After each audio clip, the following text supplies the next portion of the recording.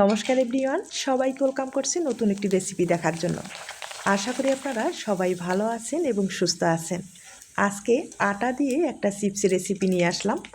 আটার এই চিপসগুলো খেতে ভীষণ সুস্বাদু, বাচ্চা থেকে বড় সবার পছন্দ হবে।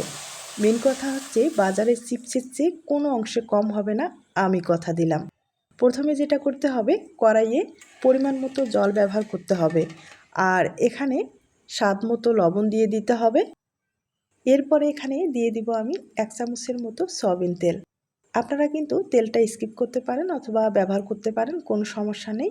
তবে ব্যবহার করলে 1 চামচ ব্যবহার করলেই ভালো হবে। আর এখন যেটা করতে হবে, মানে মেন উপাদান, সেটা হচ্ছে পাঁপড় খার। এই পাঁপড় খারটা না হলে চিপসগুলো কিন্তু ফুলবে না। আর অবশ্যই পাঁপড় খারটা ব্যবহার করলে ভালো হবে। 1 চামচ এখানে ব্যবহার করলাম। এরপরে চিপসের কালারটা নিয়ে আসার জন্য আমি সামান্য পরিমাণে একটু হলুদ ব্যবহার করব। আপনারা চাইলে সামান্য একটু ফুড কালার ব্যবহার করতে পারেন। তবে হ্যাঁ, এগুলো যেহেতু আটার চিপস, শুকানোর পরে একটু কালচে হয়ে যায়, তার জন্য আমি একটু হলুদ ব্যবহার করলাম। তবে আপনাদের যদি কালারটা পছন্দ না হয় সেক্ষেত্রে কিন্তু স্কিপ করতে পারেন। এবার চুলার হিটটা বাড়িয়ে খুব ভালোভাবে মিশ্রণটাকে একটু মিশিয়ে নিতে হবে, আর ভালোভাবে বলক নিয়ে আসতে হবে। ভালোভাবে বলক এসেছে। এ পর্যায়ে যেটা করতে হবে, এখানে আমি 1.5 বাটি আটা দিয়ে দিব। আটার পরিবর্তে আপনারা কিন্তু ময়দা ব্যবহার করতে পারেন। ময়দাটা ব্যবহার করলে সবচেয়ে বেশি ভালো হবে। আমার কাছে ময়দা ছিল না, তাই আটা দিয়ে আপনাদের আমি দেখিয়ে দিচ্ছি। আর আটা প্রায় এখানে 1.5 বাটি দিয়ে দিলাম। আটাটা কিন্তু ভালোভাবে সিদ্ধ করে নিতে হবে, যেহেতু এগুলো সংরক্ষণ করতে হবে। এই আটার চিপসগুলো দ্বিতীয়বার আর কোনো রকম ভাপে দিতে হবে না, সরাসরি এভাবে একটা ডো তৈরি করলেই আপনারা এই চিপসগুলো কিন্তু পুরো বছর সংরক্ষণ করতে পারবেন। আর হ্যাঁ, যেটা বললাম, এই আটাগুলো অবশ্যই কিন্তু একটা ঢাকনা ব্যবহার করে 5-7 মিনিটের মতো লো আঁচে সিদ্ধ করে নিতে হবে। সিদ্ধ না করলে এগুলো কিন্তু সংরক্ষণ করা যাবে না, তাই ভালোভাবে সিদ্ধ করে নিতে হবে। আমি একটা ঢাকনা ব্যবহার করলাম, আর 5-7 মিনিটের মতো লো আঁচে আটাটাকে ভালোভাবে সিদ্ধ করে নিলাম। এখন যেটা করতে হবে, এই আটাটাকে একটা চামচের সাহায্যে খুব ভালোভাবে নেড়েচেড়ে একটা ডোর মতো তৈরি করে নিতে হবে। তবে এই ডোটা কিন্তু নরম করা যাবে না, একটু শক্ত করেই তৈরি করে নিতে হবে। নরম করলে এগুলো কিন্তু শুকাতে একটু সমস্যা হতে পারে, মানে একটু সময়টা বেশি লেগে যেতে পারে। তার জন্য ডোটাকে একটু শক্ত করে তৈরি করে নিতে হবে। আবারও কিছুটা সময় আমি এভাবে একটু ঢেকে রেখে দিব। এরপরে একটা প্লেটে আমি ঢেলে নিব। আর এগুলো কিন্তু একটু গরম অবস্থায় ভালোভাবে মথে নিতে হবে, তাহলে সফট একটা ডো তৈরি করে নিতে হবে। আর যেহেতু অনেকটাই গরম রয়েছে, তার জন্য এখানে আমি একটা স্টিলের গ্লাস ব্যবহার করব, আর খুব ভালোভাবে মথে নিব। যত ভালোভাবে মথে নিতে পারেন ততটাই কিন্তু ভালো একটা রেজাল্ট আসবে। আর চিপসগুলো পাতলা হবে, তেলে দেওয়ার সাথেই কিন্তু ফুলে যাবে। বাচ্চারা চিপস খেতে কিন্তু ভীষণ বায়না করে। আমি বলবো বাজার থেকে না কিনে আপনারা স্বাস্থ্যসম্মতভাবে ঘরেই তৈরি করে নিতে পারেন। আর এই চিপসগুলো তৈরি করতে যে বেশি সময় লাগে তাও না, কম সময়ে আপনারা অনেকগুলো চিপস তৈরি করে নিতে পারেন। আর এগুলো একটু বেশি করে তৈরি করলে না, পুরো বছর সংরক্ষণ করা যাবে। যখন বাচ্চারা বায়না করবে বা নিজেদের খেতে ইচ্ছে করবে, তখন শুধু তেলে ভেজে আপনারা আপনাদের পছন্দ মতো মশলা অ্যাড করে খেতে পারেন। দেখবেন খেতে ভীষণ ভালো লাগবে, বাজারের চিপসের চেয়ে কোনো অংশে কম হবে না। আর ডোটাকে কিন্তু আমি খুব ভালোভাবে মথে নিলাম। তবে আবারও বলবো, যত ভালোভাবে মথে নেন ততটাই কিন্তু ভালো একটা রেজাল্ট আসবে। এবার ডোটাকে কিন্তু একটু ঢেকে রাখলে ভালো হবে। আর এখন ছোট্ট একটা লিচি কেটে নিলাম, আবারও কিছু সময় একটু মথে নিব। মোট কথা হচ্ছে, এই ডোটাকে যত ভালোভাবে মথে নেবেন, চিপসগুলো কিন্তু ততটাই ফুলবে এবং দেখতেও বাজারের চিপসের চেয়ে কোনো অংশে কম হবে না। এখন ডোটাকে আমি ভালোভাবে মথে নেওয়ার পরে এবার কিন্তু বেলে নিব। আর বেলে নেওয়ার ক্ষেত্রে এখানে কিন্তু কোনো রকম আটা, ময়দা, চালের গুঁড়ো এগুলো ব্যবহার না করাই ভালো।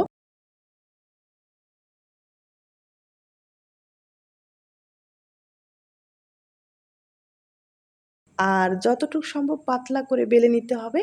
যত পাতলা করবেন চিপসগুলো কিন্তু ততটাই ভালো হবে। আমি বেলে নিলাম। এখন চিপসগুলো ছোট ছোট করে কেটে নিব, তার জন্য একটা স্কেল ব্যবহার করলাম। এখানে কিন্তু মাপ দিয়েই আমি এই চিপসগুলো কেটে নিব, তাহলে প্রত্যেকটা চিপস কিন্তু সমান হবে, দেখতে ভালো লাগবে।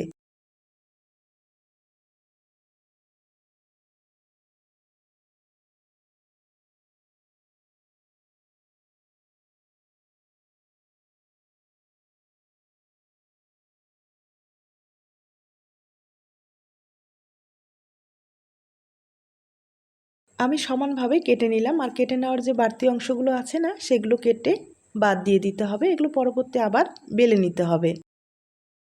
আর এখন চিপসগুলো তৈরি করে আপনাদের দেখিয়ে দিচ্ছি।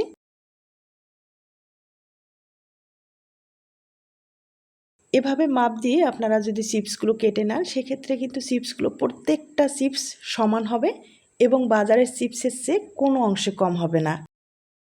এদিকে চিপসগুলো তৈরি করার জন্য আমি কাঠের একটা ছোট্ট টুকরো নিয়েছি, আর এভাবে কিন্তু চিপসগুলো আমি তৈরি করে নেব। আপনারা হয়তোবা দেখে বুঝতে পেরেছেন।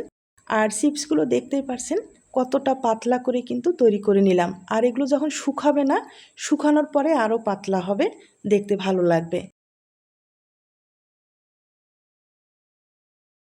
কাঠের টুকরোই এভাবে কিন্তু আমি সমানভাবে একটু মুড়িয়ে নিলাম।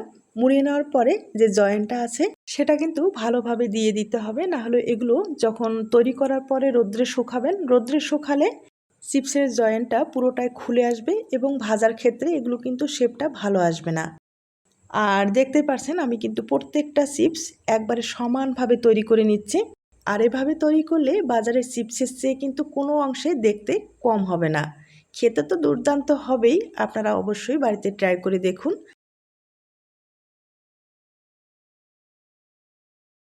আর হ্যাঁ, যেটা বলতে ভুলে গিয়েছি, যখন আপনারা এই ডিজাইনটা তৈরি করবেন অবশ্যই কাঠের টুকরোয় সামান্য পরিমাণে একটু তেল লাগিয়ে নেবেন। তেল লাগালে খুব ইজিভাবে এই ডিজাইনটা তৈরি করা যাবে এবং কাঠ থেকে কিন্তু খুব সহজেই বের করা যাবে, কোনো রকম সমস্যা হবে না। আর আপনারা হয়তোবা দেখে বুঝতে পেরেছেন। আর যদি সামান্য পরিমাণে একটু আঁকাবাঁকা হয়ে যায়, সেক্ষেত্রে একটা সিজার দিয়ে আপনারা কিন্তু একটু সমান করে কেটে নেবেন। দেখবেন প্রত্যেকটা চিপস সমান হবে, দেখতে ভালো লাগবে।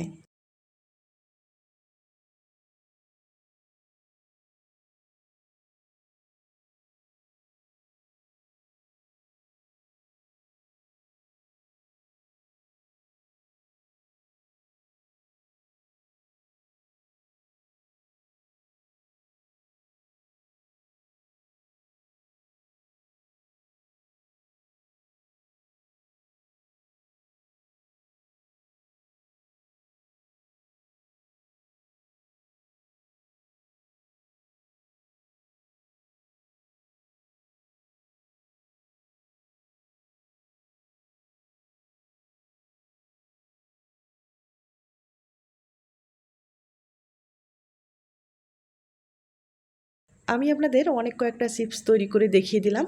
আর একইভাবে অনেকগুলো চিপস তৈরি করা হয়ে গেছে, একবারে শুকানোর পরে আপনাদের দেখিয়ে দিচ্ছি।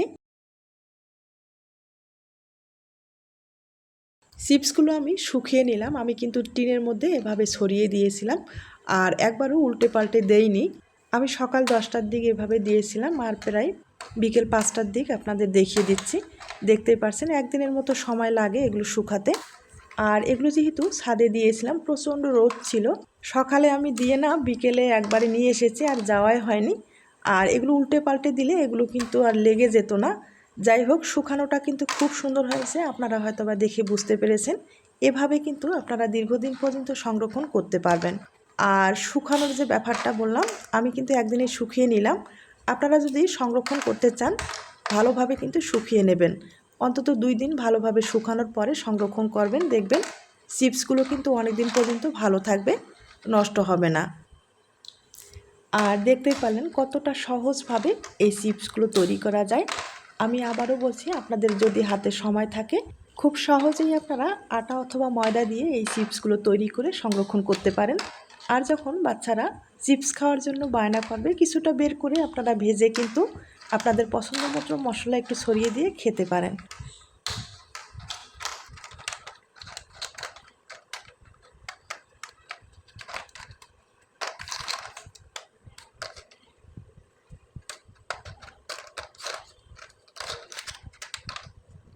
এখন আমি এখান থেকে কিছুটা চিপস আপনাদের ভেজে দেখিয়ে দিচ্ছি, আর বাদবাকি যেটা থাকবে সেটা সংরক্ষণ করা যাবে।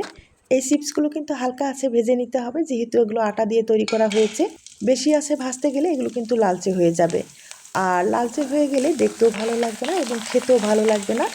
অবশ্যই হালকা আছে চিপসগুলো ভেজে নিতে হবে। আর আপনারা হয়তোবা দেখে বুঝতে পেরেছেন চিপসগুলো তেলে দেওয়ার সাথে কত সুন্দরভাবে ফুলে উঠেছে।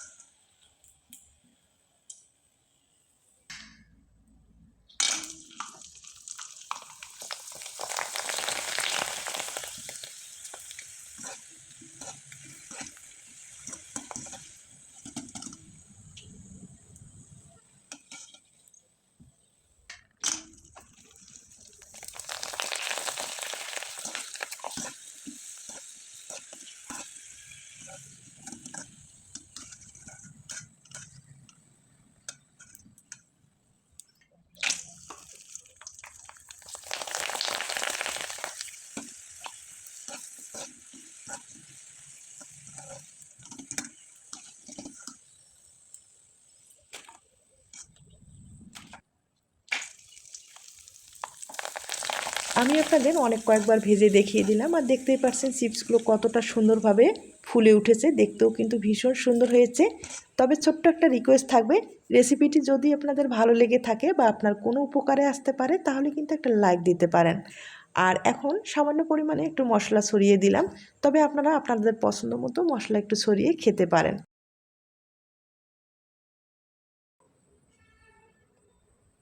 এখন আপনাদের দুইটা চিপস আমি ভেঙে দেখিয়ে দিচ্ছি, আর হয়তোবা শব্দ শুনে বুঝতেই পেরেছেন কতটা মুসমুসে হয়েছে আর কতটা হালকা হয়েছে।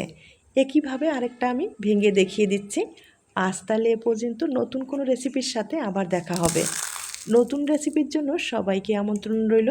সবাই ভালো থাকবেন, সুস্থ থাকবেন এবং নিরাপদে থাকবেন।